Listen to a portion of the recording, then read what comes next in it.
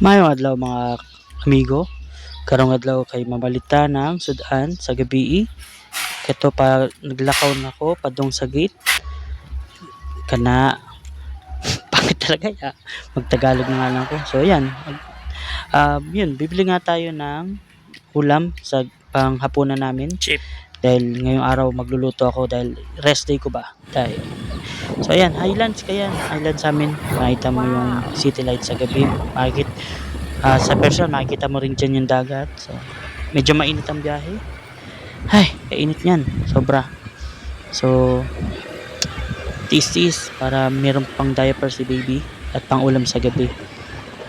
Kahit mainit, pakit-kit pa dyan, oh. Grabe. Yan. Para siyang Tagaytay kung dyan sa Luzon, pero ang kaibahan lang mainit dito. Hindi katulad sa Tagaytay malamig, pero kita rin yung city lights. Yan, malapit na ako niyan sa highway. Dito kasi ang mode of transportation dito is habal-habal kung tawagin. Side, ano lang siya, single. Hindi katulad sa Bulacan na tricycle lang sasakyan papuntang market. So, ayan. So, ngayon, kailangan talaga natin bumili ng diaper kasi mauubos na.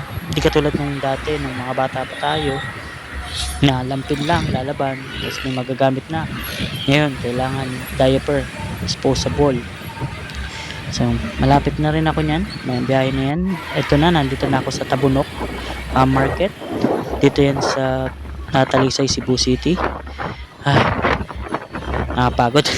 So, yun nga, bibili tayo ng ang bala kong bilhin is gulay para ano tayo, maging healthy ba. Hindi puro tayo karne. Ayan, malapit na ako niyan sa sa market. And then muna ako niyan, mag withdraw. Then yun, kain muna tayo bago tayo mag market para may laman, may lakas sa tiyan. May laman dyan. Nagkakabulol-bulol po. So ayan, kuha tayong basket dyan. Tapos, alam nyo ba, ang nabili ko lang dyan is 2 gulay at 2 diaper pack at umabot na ng 700. Di katulad dati na, ayan, di katulad dati na 1,000 puno na yung basket kasi walang CCTV. Gago!